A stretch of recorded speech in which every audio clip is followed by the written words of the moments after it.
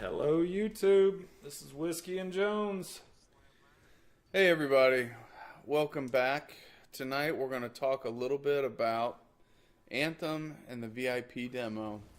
But, per our usual, before we jump into the game commentary and discussion, tonight's featured beverages are...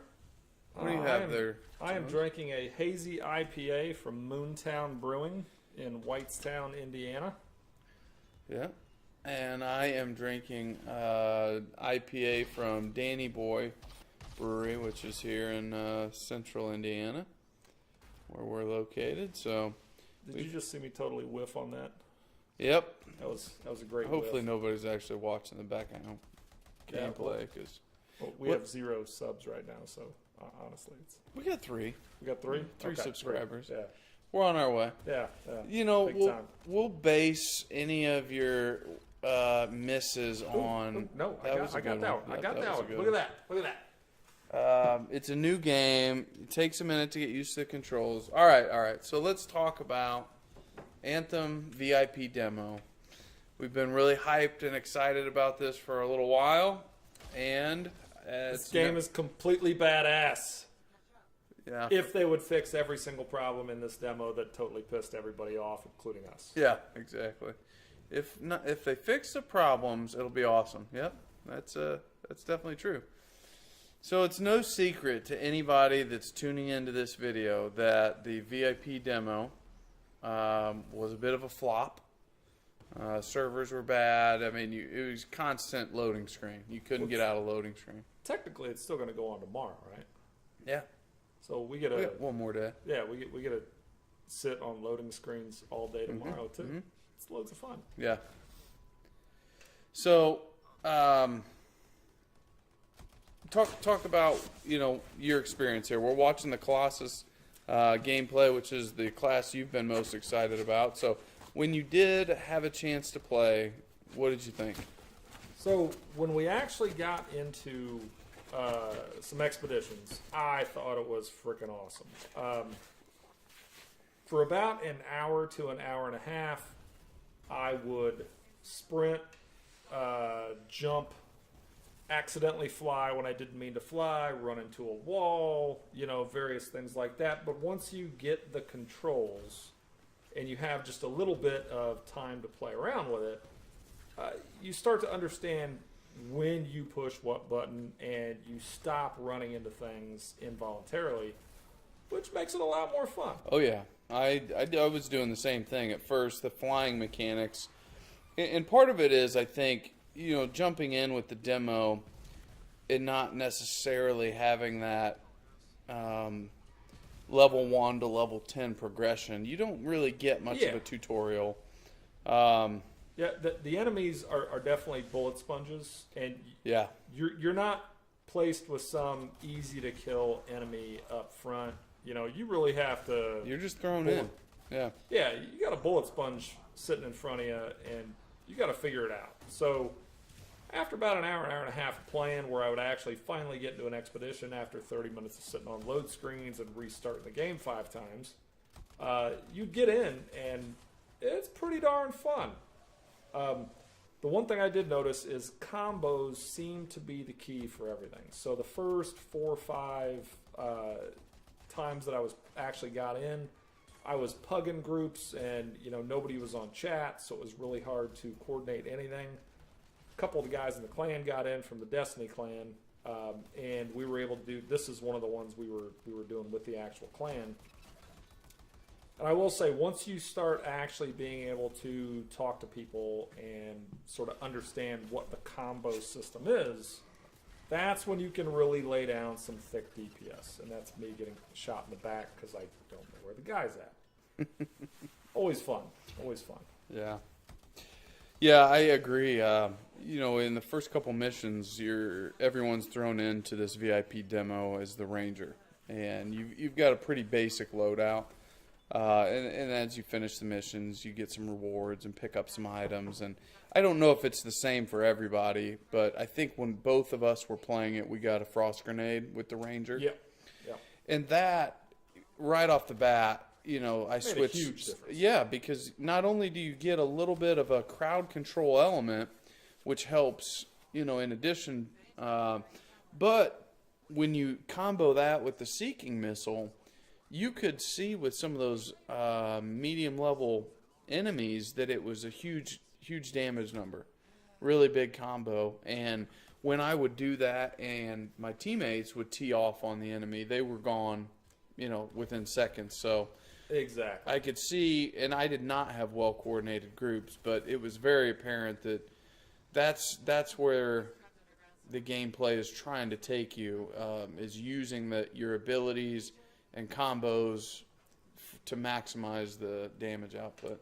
Yeah, and what I found specifically with the Colossus is if you break the shield out and you're able to get a shield bash in, or you end up with a flamethrower as one of your weapons, everybody can tee off of those two things into some serious combos. Because now, how does the shield bash allow someone to tee off?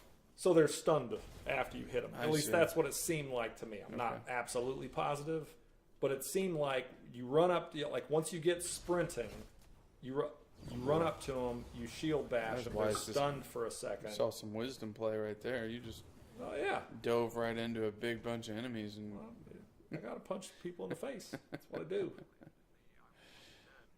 But that to me on the Colossus, yes, the Super is amazing. You have this insanely gigantic. Yeah, I can't wait to see that here on your gameplay. 3 rocket launcher basically with these massive explosions. So that's amazing. But the key, in my opinion, to the Colossus was the melee abilities. Mm-hmm. Using the shield, using melee, jumping, and then doing melee. Yeah. So you slam the ground. Was a huge We've deal. seen that a couple times in your gameplay here already. That aerial slam also looks awesome. That shoulder-fired launcher you got, that's pretty amazing too. And that does some serious damage too. Well, I think, so in another video, not in this one, I'm sure we will showcase a little bit of my video footage from the Ranger and the Storm. But I think once we get into some of the more advanced skills from all of these guys, it's really going to be that much more fun. Because I was using some of the frost elements and grenades that we got right off the bat, but I got some really cool rare abilities that I haven't been able to use because of the darn loading screen. But as you were talking about with the combos and the grenade launchers, it's what we've known about this game before it arrived was that it's not just about shooting with your guns.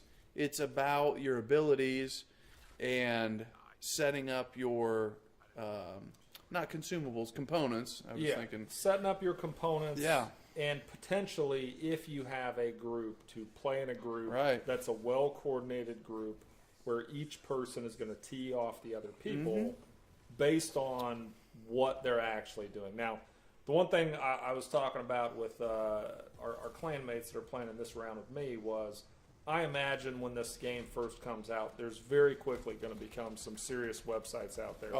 They do is load up and show a giant database of every single combo that you could possibly do, and damage percentages and all sorts of stuff like that. Mm-hmm. Which I think is really going to be key, because if that's how you're laying down the big DPS, sure, that's really what you got to focus on. And I'm more interested in just me personally wanting to play a tank. I'm more interested in how do you do crowd control? How do you do not just AoE damage, but AoE crowd control? That sort of thing too, because you really didn't see that in this VIP demo. Yeah, that's true. At least at this stage of the game, with the abilities that we had.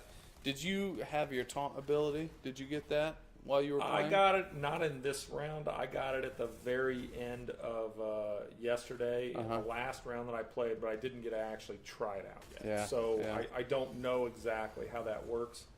The text on the ability says something like, target a bunch of enemies, and they will focus their fire on you along with one other thing. I forget exactly what the wording was on it, but Yeah.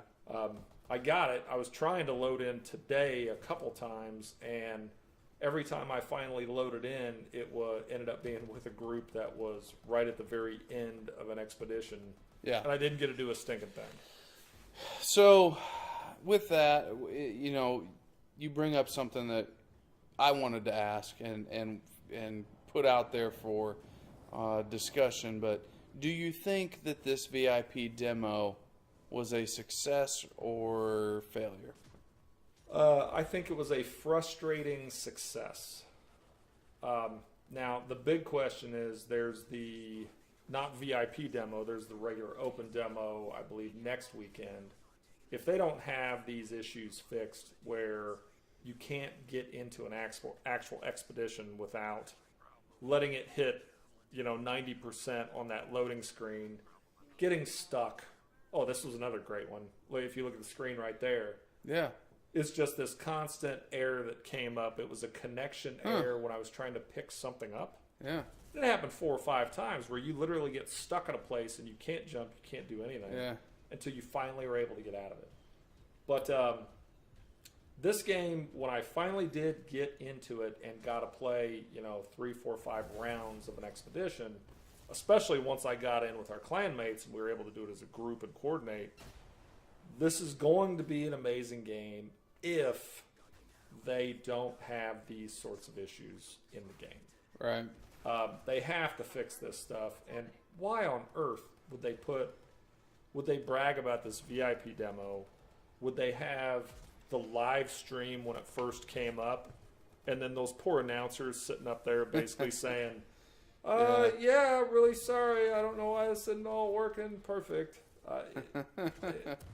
It's utterly astounding. Well, and these aren't some companies that don't have experience and connections in this industry and all of the background data that to tell them. Well, technically, BioWare hasn't done it, right? BioWare doesn't have a massive multiplayer online game like Destiny. Right, and that's why I threw in the caveat of the connections, because BioWare is not a new video game developer. But they've watched all these other. They've watched Destiny fail when it first came out. Nobody could connect to it, and everybody was pissed off. They watched The Division was even worse. Right. The first 2 days of The Division were frustratingly horrible. Yep.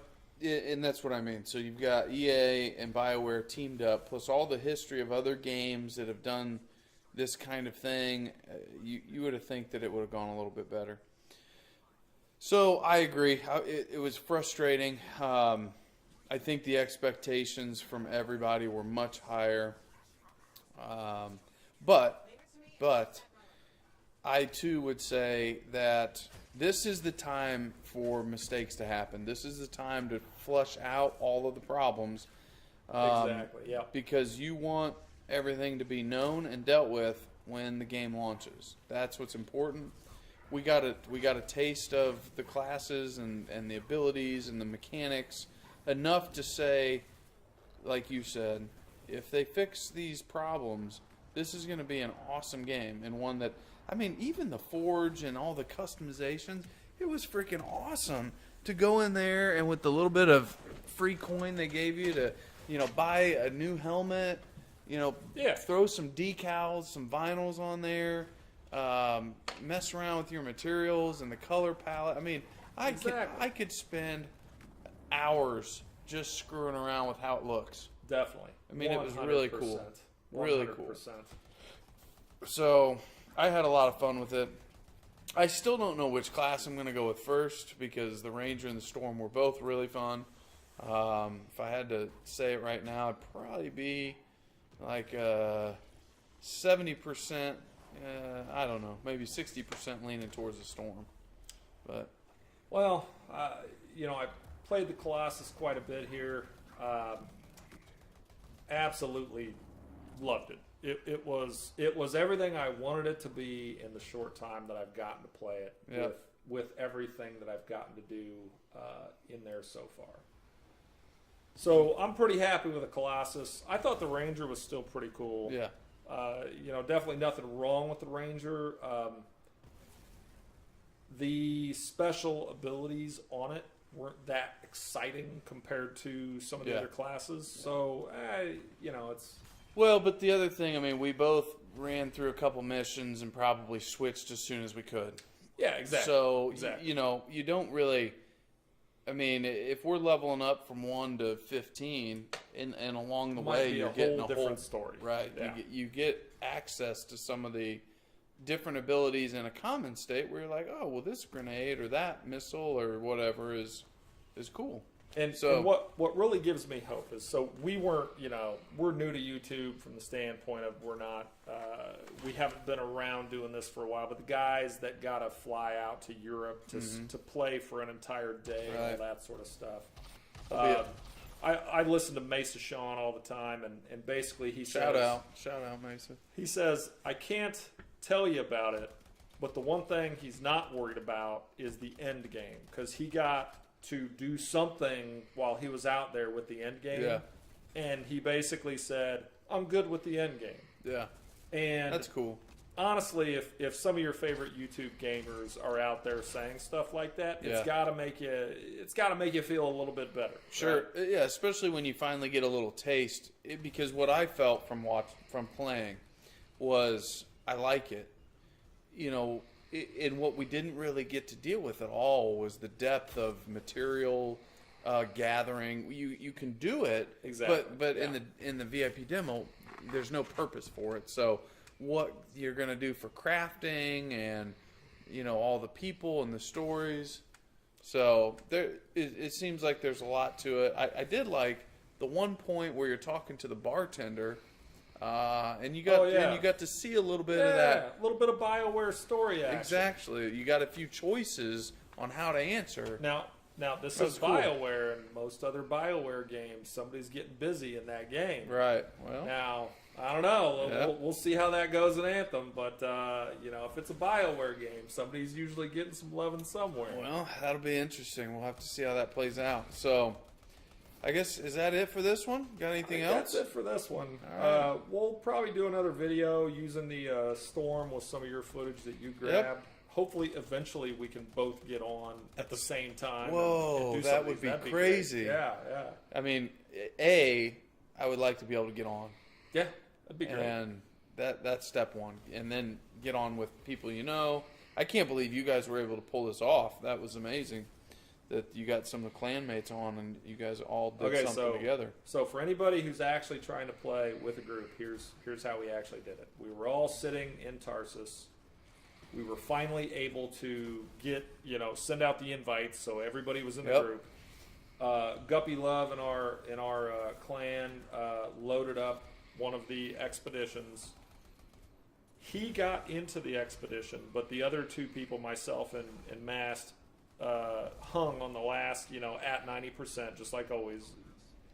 But you left it there for about 3, 4, 5 minutes. You closed it, hit your PlayStation button, close the game out, start the game back up, and as soon as you actually connect to the game, it says, do you want to load into your expedition? Mm-hmm.